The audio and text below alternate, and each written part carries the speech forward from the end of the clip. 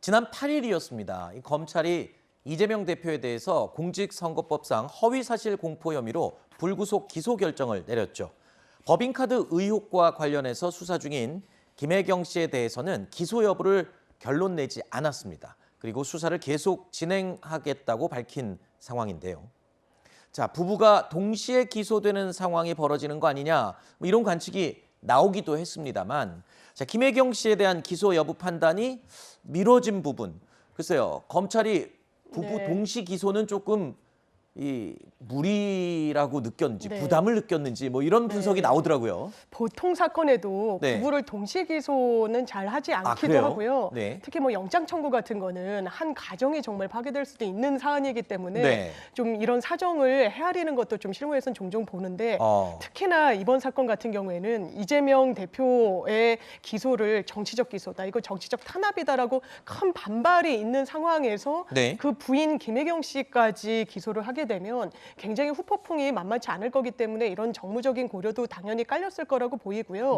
그렇다면 선거법의 공소시효는 9월 9일까지인데 이거 시효를 넘기게 되는 거 아니냐가 궁금하실 겁니다. 근데 기본적으로 이 선거법 위반 혐의와 관련해서는 경찰이 이 배모 비서관과 김혜경 씨가 공범이다라고 하고 검찰로 송치를 했는데 공범이라고 적시된 배모 씨 같은 경우에는 이미 기소가 됐습니다. 재판에 넘겨지면 우리 형사소송법상 공동피고인이 이 기소가 먼저 되면 형이 확정되기 전까지는 시효가 또 중단이 됩니다. 그래서 이런 여러 법리 검토를 통해서 검찰이 이 김혜경 씨에 대한 기소는 보류한 것이 아닌가 생각됩니다. 그런데 이 선거법 위반 이 혐의 말고 오히려 그건 곁가지고 지금 더 8가지 내용에 대해서 지금 검찰과 경찰의 수사가 진행되고 있잖아요. 앞으로 계속 이제 기소될 가능성이 높은데 그때도 계속 어떻게 진행할지 그때마다 그러면은 아까 부부 동시 기소는 무리다고 얘기를 하셨는데 어쩔 수 없잖아요. 앞으로 계속 추가 기소 가능성이 높은데. 아마 기소를 그래서 왜 선거법인 그 시효 6개월에 맞춰서 업무상 배임 혐의도 지금 김혜경 씨가 받고 있는데 뭐 2천만 원의 그 카드와 관련해서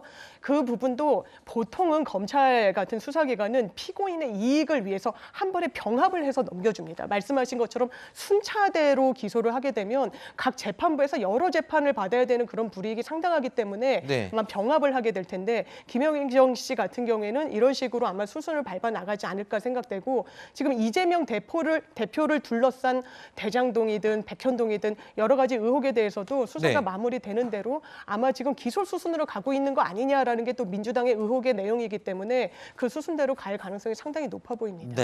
일단은 뭐 추가 기소가 된다면 어쨌든 제1야당 대표의 운명이 법원의 판결에 따르는 셈이 됐습니다. 이런 것이 바로 사법 리스크라고 불리는 것이죠. 사실은 그 검찰의 무리한 정치적 기소가 있을 것이다라는 것을 민주당에서 예상을 해가지고 이재명 대표가 기소되는 경우에 당무위에서 이 이재명 대표에 대한 직무 정지를 취소할 수 있게끔 당원 당규 개정을 해서 만들어놨는데 실제로 이 기소 자체가 문제가 아니라 이 기소가 된 이후에 예를 들면 벌금형이 선거법으로 100만 원 이상 받게 되면 당장 그 선거 비용 433억 원을 다시 국가에 반납을 해야 되거든요. 반환을 해야 되는데 민주당 당사를 팔아도 300억밖에 안 나온다는 거 아니겠습니까? 그렇다 그러면 사실 이재명 대표가 벌금형 100만 원 이상이 확정됐을 때는 의원직이 상실될 뿐만 아니라 민주당이 간판을 내려야 될 수 있는 초유의 사태까지 일어날 수 있다는 것이죠. 게다가 사실은 지금 뭐 백현동부터 대장동부터 여러 가지 의혹들 플러스 최근에는 쌍방울이라는 회사와의 이재명 대표와의 연계성들을 시사하는 기사들이 굉장히 많이 등장하고 있거든요. 그럼 야권발 좋은 소식들이 전부 이재명 대표의 사법 리스크로 다 묻혀버리게 됩니다. 이런 것이 바로 사법 리스크라고 부르는 것이죠. 그래서 검찰의 기소 자체가 문제가 아니라 그 이후에 벌어진 벌금형 확정이라든지 여러 가지 좋은 이슈들이 전부 이재명 대표의 사법 리스크를 묻혀버리는 이런 모든 문제들을 사법 리스크라고 부르는 것이고 이런 사법 리스크는 이재명 대표가 민주당의 대표로 있는 한 계속적으로 불거질 것이라고 생각이 됩니다. 많은 분들이 예상했던 지금 상황이 지금 하나씩 둘씩 현실화되고 있는 상황입니다.